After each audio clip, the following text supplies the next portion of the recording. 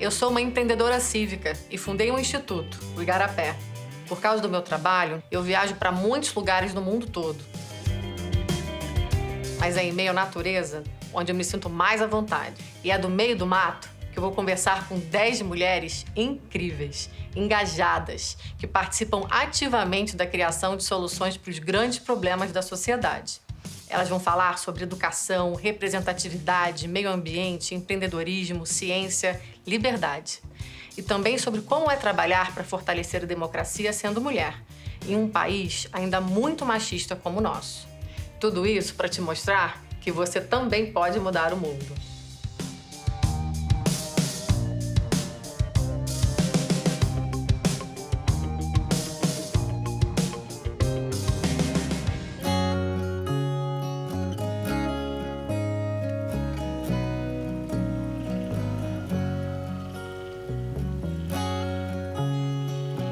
Monique Evelyn é o nome e o sobrenome da mulher soteropolitana que, ainda jovem, rompeu com os limites impostos pelo racismo e abraçou o mundo.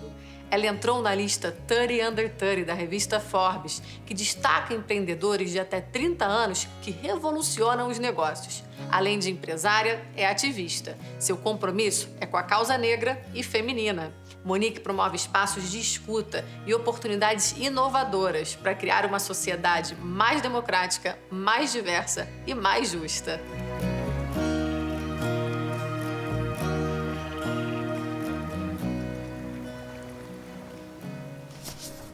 Monique, muito obrigada por estar aqui com a gente.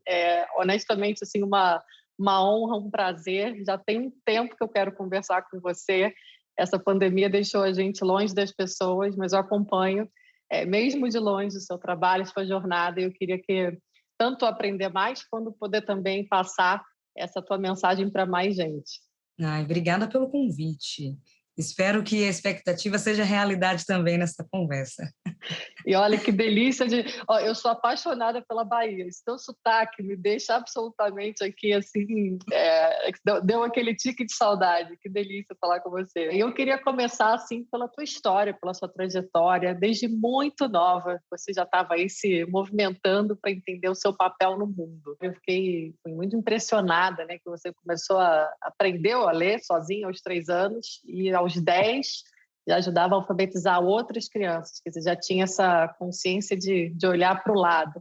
Conta um pouquinho como é que começou essa vontade também acho que essa jornada cívica tão novinha. Já deu spoiler da Bahia, eu acho que é importante reforçar que eu sou de Salvador, né, e sou Nordeste 2 vezes, porque eu nasci num bairro chamado Nordeste de Amaralina, mas sempre quis ser muito independente, então, desde criança aprendendo a ler e escrever sozinha pelos incentivos de meus pais, mas tem uma parte que eu sempre compartilho com as pessoas, é como eu ganhava de presente muitos livros dos meus pais, tem um livro chamado Por uma Semente de Paz, que eu ganhei aos 8 anos, que conta a história de uma professora que mudou a realidade das periferias, das escolas que ela passava, que ensinava, e eu queria ser a professora, ponto. Olha.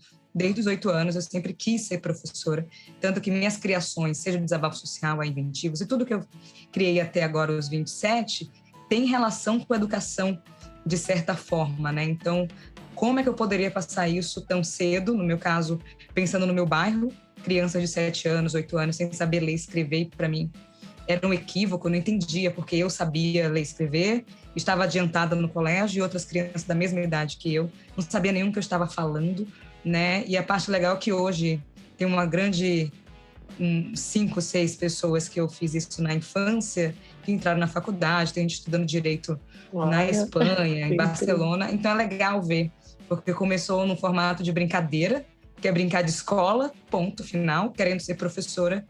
E o resultado foi que aprendeu a ler e escrever para a vida inteira, né, minha gente? Então, nossa, que incrível. Isso. É muito incrível saber que, de fato, o que as pessoas fazem, né, e acho que são recado, assim, às vezes você nem sabe, mas você está causando um impacto enorme, né? Monique, eu queria saber um pouco assim, sobre o desabafo social. Esse foi o momento que você encontrou sua voz ou buscou encontrar sua voz? Como é que surgiu o desabafo social? Olha, o desabafo social surgiu quando eu tinha 16, era 2011, no colégio. Estava no 3º ano do ensino médio e era mais um lugar para entender qual o meu momento no mundo, né? Porque tem uma coisa que quando a gente está no terceiro ano, a gente tem que se preparar para o vestibular. Mas não era isso apenas. Vestibular, beleza, vou fazer, vou passar, não vou passar, tá, mas deve ter alguma coisa maior do que isso. E o nome também já diz, né? Desabafo social. Então, quando a gente cria uma chapa no Grêmio Estudantil para tentar trazer, né, temáticas que são relevantes, principalmente de gênero e raça, foi ali que eu entendi que era possível construir outras coisas. E como estava no terceiro ano, não tinha tempo também de fazer tudo no colégio. Então, eu começo a fazer fora do colégio. Sou aprovada na universidade, mas continuo fazendo as ações do desabafo, muito nesse lugar de decodificar, de traduzir direitos humanos na perspectiva de gênero e raça, né? Através da educação. Agora, sair do seu mundo e atuar como agente de transformação de mudanças positivas, aí está conscientizado. Então, o desabafo deixou de ser apenas consciente e se tornou conscientizado. Mas era para entender, tá, Mônica, o que é que você faz, além de se preparar para o vestibular? E para romper uma barreira do silenciamento, porque eu achava que eu era tímida, né, por muito tempo. Porque quando eu tentava falar sobre questões raciais, meus colegas falavam que ninguém queria saber. Só que meus colegas eram brancos, né? Então, tá. E aí, gente, ninguém quer saber ou vocês não querem saber? Porque é importante para mim. E quando eu conversava com colegas que são pessoas pretas, aí eu falei, tá, tenho mais atenção aqui. Então, por que não criar uma chapa no colégio para falar de temáticas que são relevantes, sim. E a gente ganha chapa e tudo mais. Mas a ideia era romper a barreira do silenciamento. Entendi que eu tinha voz e precisava falar na primeira pessoa, né? Porque até então eu terceirizava a responsabilidade da fala, o que me prejudicou muito. Mas foi um momento importante, assim. Foi a virada de chave da minha consciência racial e também da minha dedicação para o empreendedorismo social, né? Nossa, muito, muito bacana. Incrível, que bom que você encontrou essa voz tão cedo. E eu acho que você tocou num ponto que eu queria aprofundar com você, que, enfim, muitas vezes a gente não fala tanto sobre isso, acho que é tão importante a gente falar. Quais as principais, assim, dificuldades que você encontrou pelo caminho? Eu também queria te perguntar se você acha que seus desafios foram maiores por você ser uma mulher negra do Nordeste, você falou 2 vezes do Nordeste, né? Queria saber como é que foi essa... Quer dizer, se você sente que você teve desafios para além digamos aí, de uma trajetória de outras pessoas que não tivessem tantas identidades. Eu tive e tenho desafios relacionados à raça, gênero e geracional. Porque eu sei que o tempo passou dos 16 anos para cá e tudo que eu criei, mas ainda tenho 27, tenho menos de 30. E se eu saio do Brasil, sou latina, né, gente? Sou brasileira, então são muitas hierarquias aí que não existem, porque são horizontais, mas as opressões são tantas, sabe? Que às vezes, claro, cada situação eu reajo de uma forma diferente. Às vezes eu vou na ironia, na brincadeira, às vezes eu não consigo reagir. Às vezes eu fico muito péssima, a ponto de não conseguir mais produzir naquele período.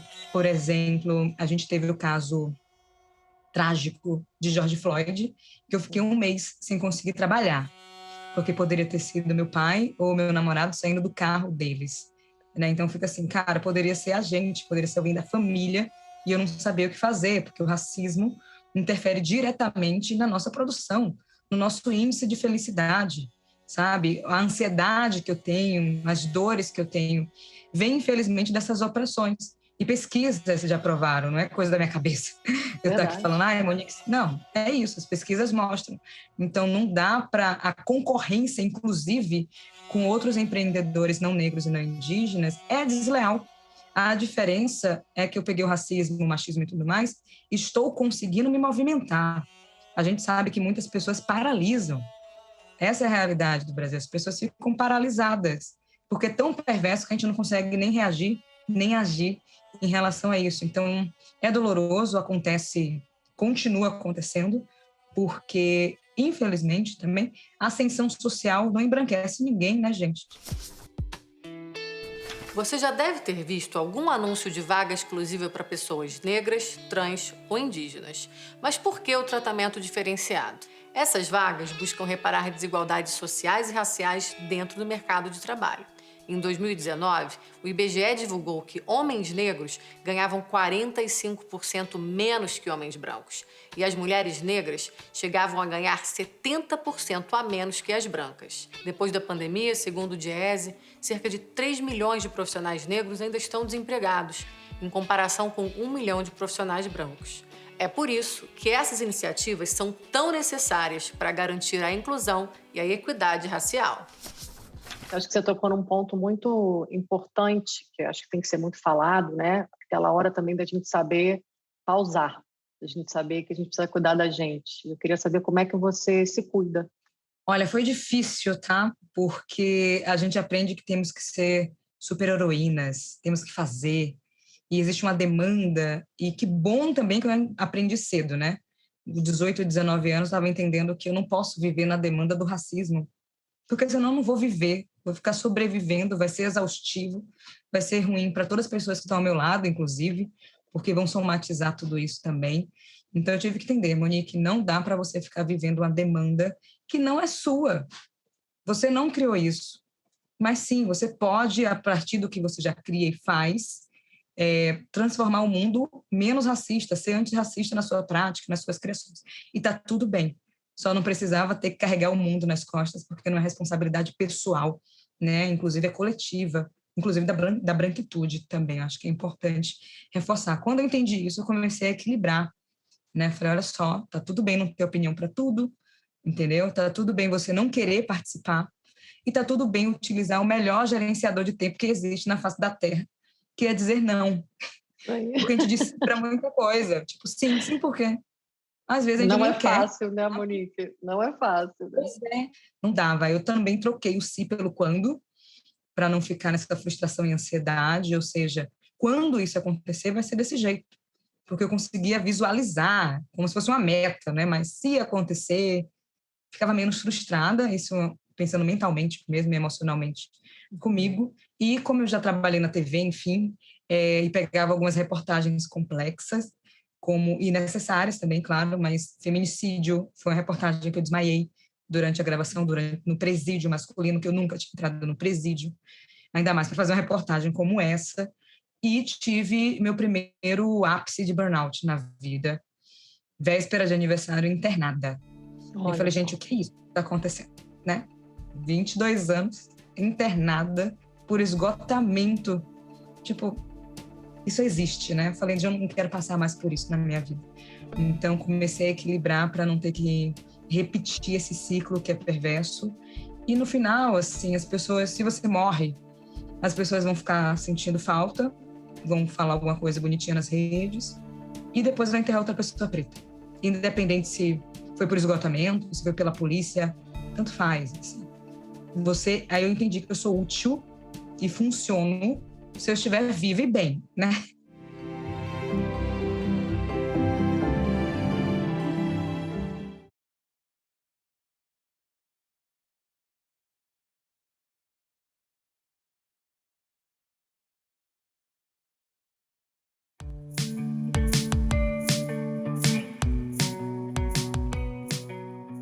Você sempre fala, né, que o empreendedorismo da periferia vem dessa necessidade de sobrevivência. O que a gente chama hoje de empreendedorismo, nós, mulheres negras, a periferia, sempre chamou de sobrevivência. E queria que você contasse um pouco como é que foi criar referências, romper com essa ideia do empreendedor padrão. Olha, foi difícil, porque falei, gente, não é possível que não tenha uma empreendedora que se pareça comigo e que não seja nesse lugar da sobrevivência, né? Porque se for ver no meu bairro, a galera tá na feira, no mercadinho, enfim, beleza, mas será que é possível prosperar e prosperar com a família, com seus pares e tudo mais? E eu fiquei procurando até encontrar uma, que foi a Liane Dias. E ali eu mudei a chave também, né? Que a gente cresce com o imaginário do empresário homem branco, cis, gravata, e que não tem nada a ver com a realidade de onde eu vim. E tem isso, né, que dinheiro faz com que as pessoas utilizem da maneira errada, vai sonegar impostos, que empresários não prestam. Então, eu cresci vendo e ouvindo isso, principalmente nos veículos de comunicação. Então, eu não queria ser empresária. Como é que eu posso ser empresária, empreendedora, se tudo que eu vi relacionado era uma coisa ruim? até conhecer a Eliane Dias, que ela sempre se apresentou como empresária.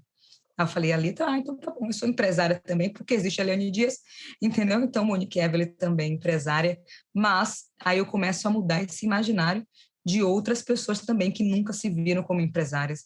Total, eu queria saber um pouquinho mais do seu trabalho no Inventivo, né? Essa plataforma de formação de novos empreendedores. A Inventivo surgiu algumas tentativas que deram errado no momento errado. Eu acho que é importante falar, porque em 2015 eu fiz um projeto dentro do Desabafo Social chamado Inventividades, com 10 empreendedores, foram 5 turmas de 10 empreendedores para a gente formatar os negócios, mas naquela época as pessoas não achavam que isso era empreendedorismo. Eu falei, gente, está sendo difícil, tem que convencer as pessoas que isso que está fazendo é um negócio, então não vou fazer mais. Parei. Agora é o momento um pouco mais adaptado para essa ideia que a gente tentou em 2015. E a gente resolveu criar Inventivos pensando nesses novos empreendedores. A gente começa a empreender, mas e aí? Faz o que depois? Eu comecei a empreender por necessidade, mas a lógica não é fazer com que as pessoas continuem na necessidade. Tem que ser autonomia. Tem a formação, claro, mas formação por formação não adianta. Não acredito nisso. Porque tem YouTube, tem conteúdos Sim. gratuitos. Não é sobre isso. Como é que a gente consegue trazer conhecimentos, ferramentas e oportunidades sem interromper a vida das pessoas que estão empreendendo? Porque a gente sabe, muita gente começa sozinha, e tem muita coisa para fazer ao mesmo tempo. Tem a vida pessoal também. Então, a gente pensa nesse design educacional sem atrapalhar a vida das pessoas que estão na plataforma. Tem um lugar de conexões. A gente precisa estar em rede, o network é importante. Então, temos nossa rede social própria para as pessoas se conectarem. A partir disso, as pessoas, quando começam a crescer no seu negócio dentro da própria Inventivos, começam a contratar as próprias pessoas que estão na Inventivos. Então, não precisa sair dali para agora eu preciso contratar um prestador de serviços de contabilidade. Sim, mas tem uma empresa de contabilidade na própria Inventivos. Então, começa a fazer negócios ali mesmo.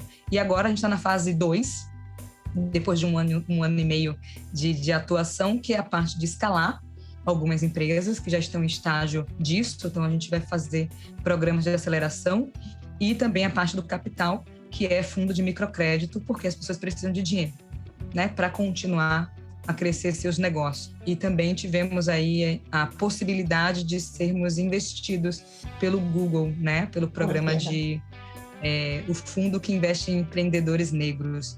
Então, tivemos esse resultado em pouco tempo, né, porque foi 5 meses. Depois de 5 meses de existência, a Inventivos foi investida.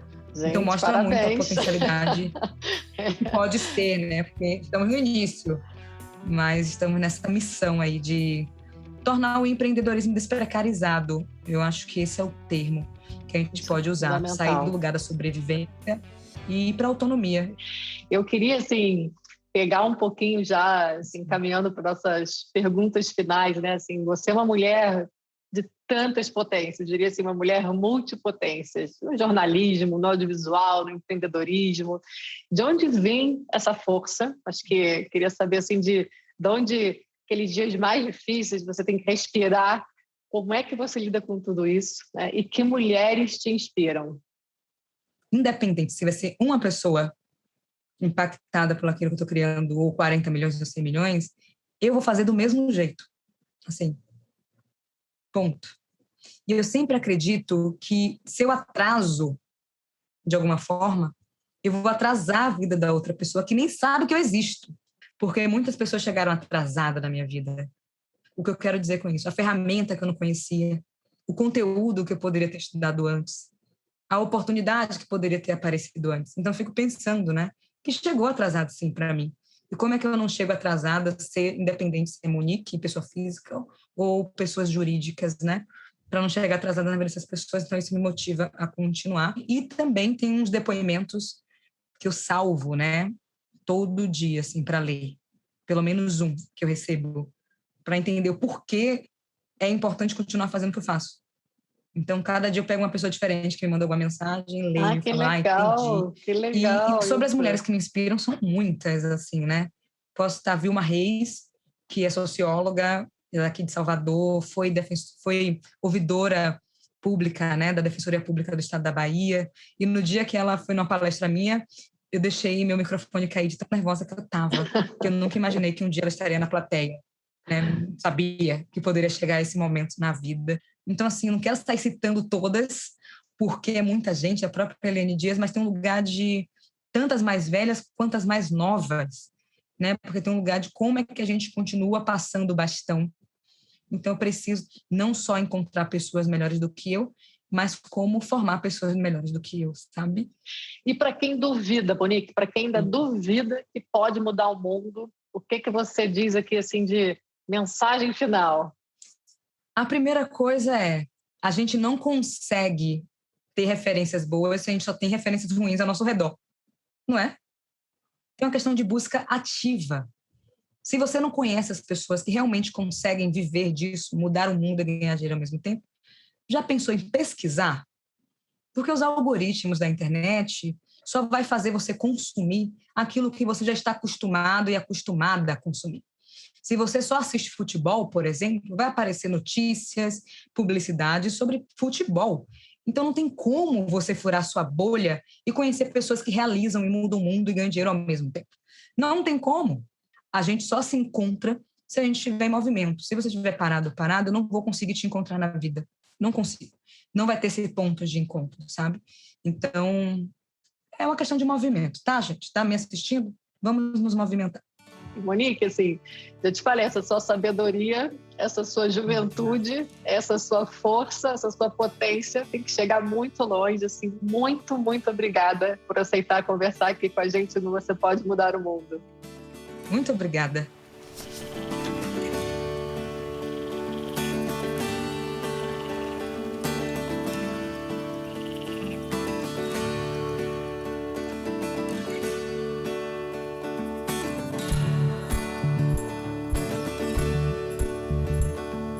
É um alento poder conversar com mulheres como a Monique e sentir que a nossa sociedade está evoluindo, principalmente por iniciativas como as dela. O trabalho da Monique é um convite à transformação.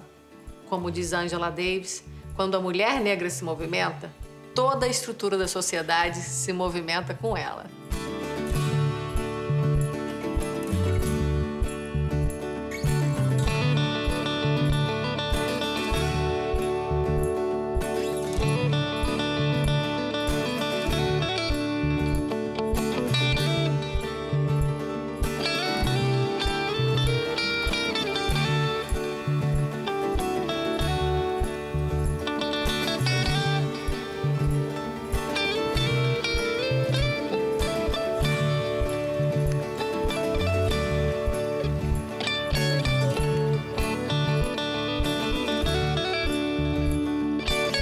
Tanta mulher incrível que a gente recebe por aqui, que no próximo episódio não vai ser diferente. Te espero para continuar conversando com aquelas que mudam o mundo.